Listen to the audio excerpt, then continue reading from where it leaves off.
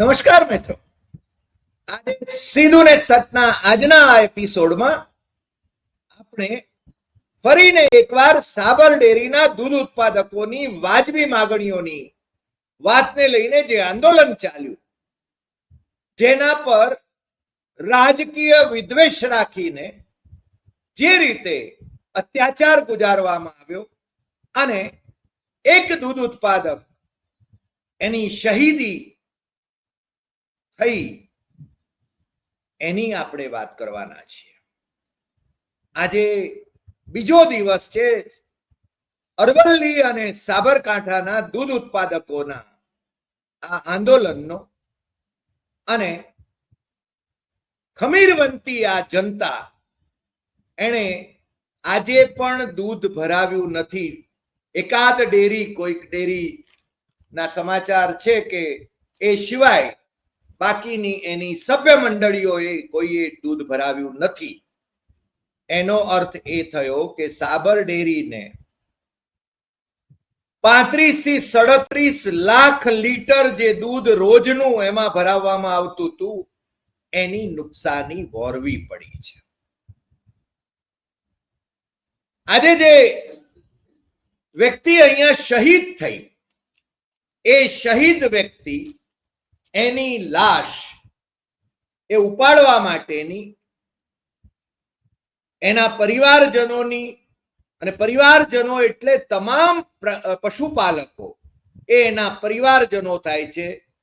એ જીંજવાના અશોક પટેલ ચૌધરી ગઈકાલે રાતે સિવિલ હોસ્પિટલમાં જ્યારે એમના મૃતદેહને ત્યાંથી સાબર ડેરીના ડિરેક્ટરના કોઈના ઘર આગળ લઈ જઈને મૂકી દેવાની વાત જ્યારે થઈ, ત્યારે ત્યાં સાબર ડેરીના શાસકો એ અને સરકાર અને પોલીસ તંત્ર એ ખૂબ ચિંતામાં પડી ગયું, અને તાત્કાલિક ધોરણે સાબર ડેરીના 2 ડિરેક્ટરો, એમાં એક તો ઋતુરાજ પટેલ વડાલી અને બીજા અશોકભાઈ પટેલ, એમને તેડાવવામાં આવ્યા. ઋતુરાજને એટલા માટે તેડાવવામાં આવ્યો કે વાઇસ ચેરમેન છે, અને બીજું કે આ જે દિવંગત આત્મા છે એના આંજણા પટેલ ચૌધરી સમાજના આ ભાઈશ્રી છે, જે વાઇસ ચેરમેન છે, અને એ આવ્યા પછી ભારે સમજાવટ પછી એમણે વચનો આપ્યા કે અગાઉ જે ચૂકવાયા છે ભાવફેર, એ પ્રમાણેના જ નાણાં ચૂકવાશે અને 2 જુલાઈ સુધીમાં એ ચૂકવાઈ જશે, એવી છે ને ખાતરી એમણે આપી. હવે આ લોકોની ખાતરીનો મતલબ શું? એકવાર છે ને ખાતરી આપી, ઓરલ ખાતરી, એનો કોઈ મતલબ નથી. પરંતુ પશુપાલકો એ ભોળા હોય છે, અને એમણે છે ને એ મૃતદેહને ત્યાંથી લેવાની તૈયારી દર્શાવી. મને લાગે છે કે હવે ઋતુરાજ પટેલ અને અશોક પટેલની જવાબદારી બને છે કે એમણે જે વચન આપ્યું હોય, મને લાગે છે ત્યાં સુધી એમણે લિખિત વચન નથી આપ્યું, પણ એમની પાસેથી લિખિત વચન લઈને પશુપાલકોએ હવે કોઈ આંદોલન ન કરવું પડે એટલા માટે એમણે બધાએ સામૂહિક રીતે શાંત પ્રયાસો કરવા જોઈએ. મને લાગે છે ગઈકાલે જે આંદોલનમાં ઉશ્કેરણી સર્જાઈ એ યોગ્ય નહોતી, એવું આપણે જરૂર માનીએ છીએ. પરંતુ સાબર ડેરીના નિયામક મંડળના ચેરમેન શામળ પટેલ, અને પાછા એ તો ગુજરાત કક્ષાના ડેરીઓના ફેડરેશનના પણ ચેરમેન છે, એમની ડેરીમાં જ્યારે આ કકળાટ હોય, અને જ્યારે 2 જુલાઈ 2025 રોજ કોંગ્રેસના નેતાઓ, કોંગ્રેસના ધારાસભ્ય ડોક્ટર તુષાર ચૌધરી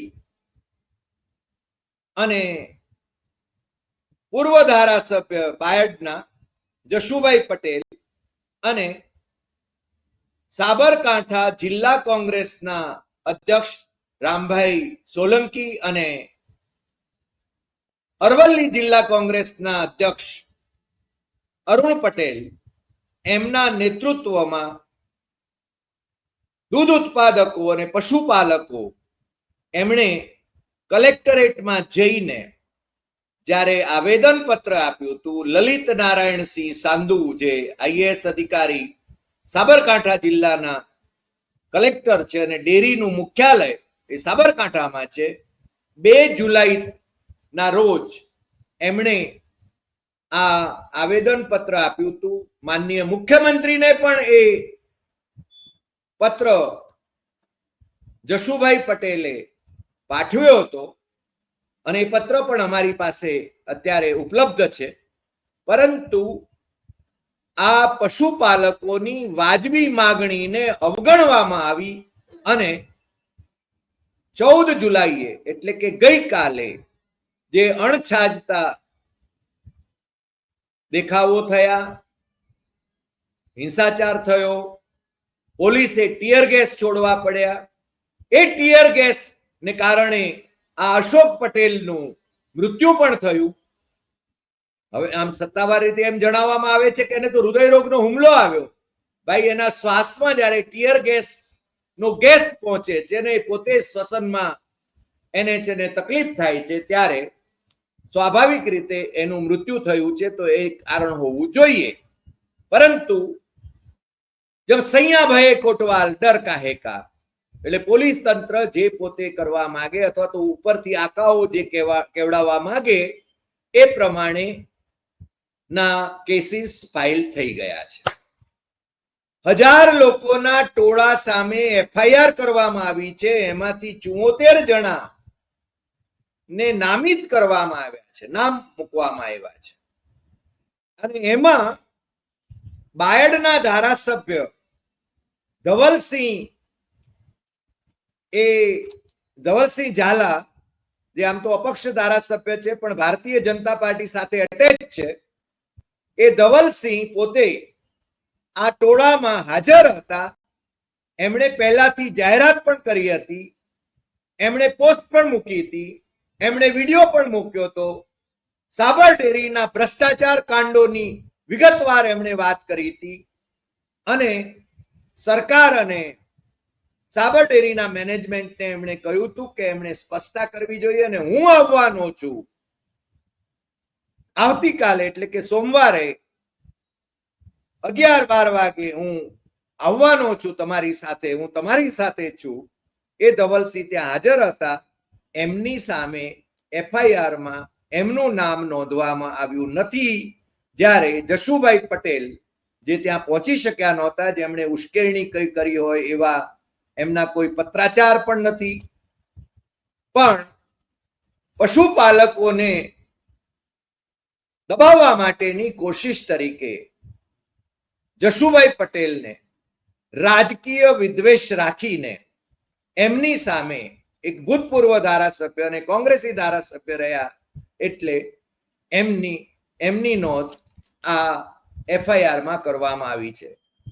પૂર્વ ધારાસભ્ય અને સાબર ડેરીના વાઇસ ચેરમેનનું નામ પણ આવી એફઆઈઆરમાં હોય.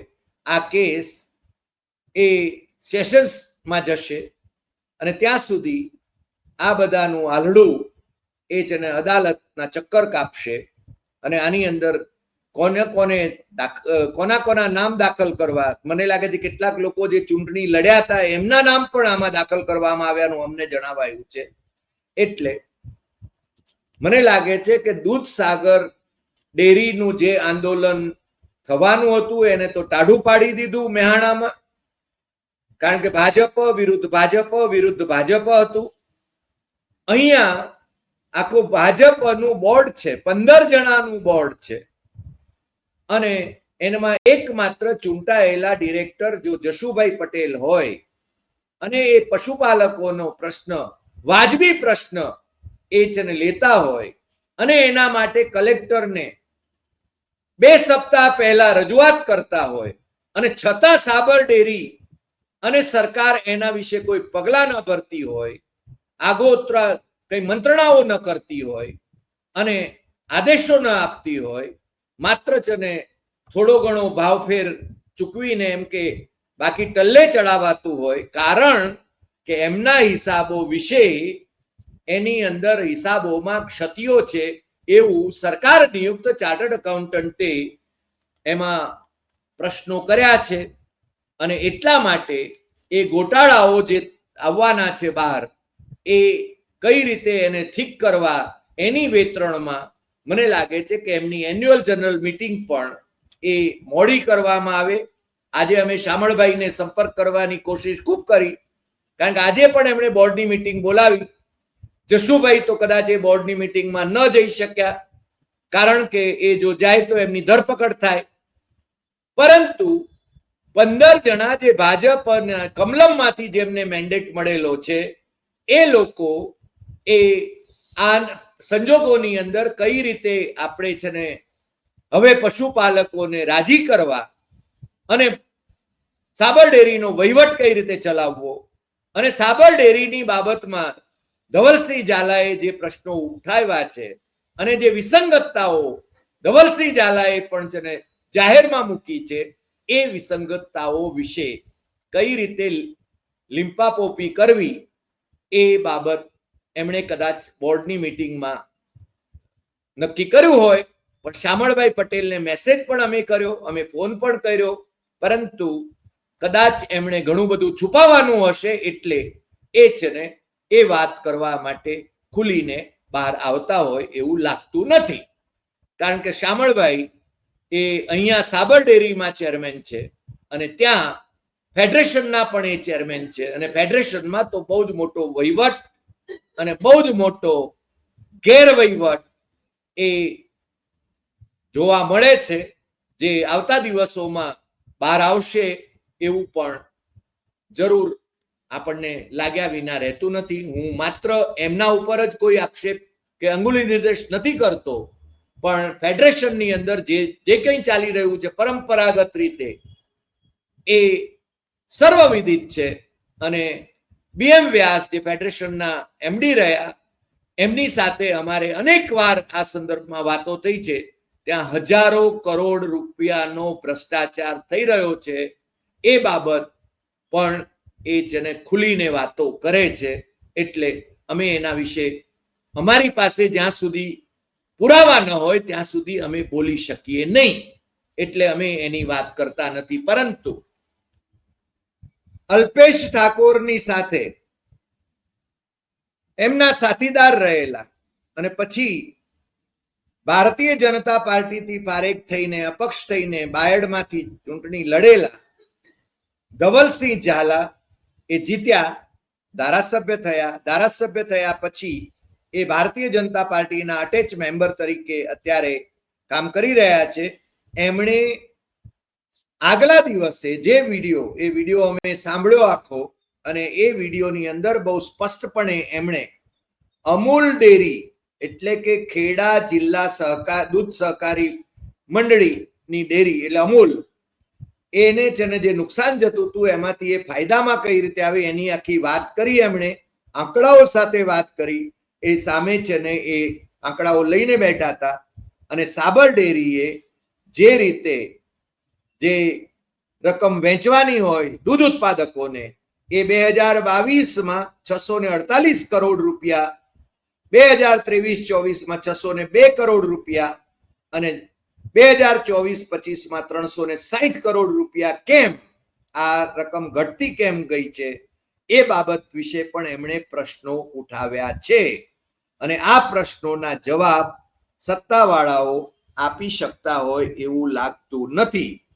સાથે જ એમણે જે દૂધ ઉત્પાદકોનો આક્રોશ છે એમની સાથે પોતાની સહાનુભૂતિ વ્યક્ત કરી છે, અને પોતે જ અને દૂધ ઉત્પાદકોની સાથે સતત રહ્યા છે એ બાબત પણ એમણે કહી છે. અને સાથે સાથે એમણે કેટલીક બાબતો, રાજકીય બાબતો પણ એમાં એમણે મૂકી છે.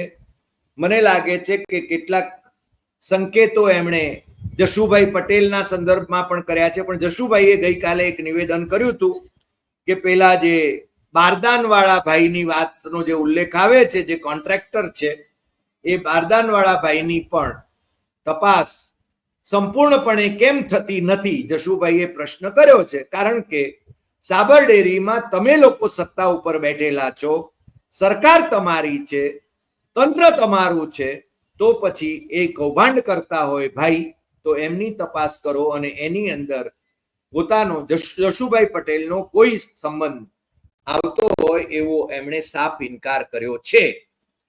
આ બહુ જાણીતી બાબત છે કે જ્યારે જ્યારે ભારતીય જનતા પાર્ટી વાળા સત્તામાં આવવા માંગતા હોય ત્યારે એ આક્ષેપો ઉછાળતા હોય છે, જુઠ્ઠાણાઓ ફેલાવતા હોય છે, અને પછી જ્યારે સત્તામાં બેઠા પછી બધું કબજે કર્યા પછી એ આક્ષેપોની બાબતમાં બધું છે ને ઘીના ઠામમાં ઘી પડી જાય છે. ધારો કે કોઈ એમની સાથે જોડાઈ જાય તો એને દૂધે ધોયેલા સાબિત કરી દેવાના, અને એ ન જોડાય તો એમને માટે વિપુલ ચૌધરીની જેમ જેલવાસના સંજોગો પણ આવે.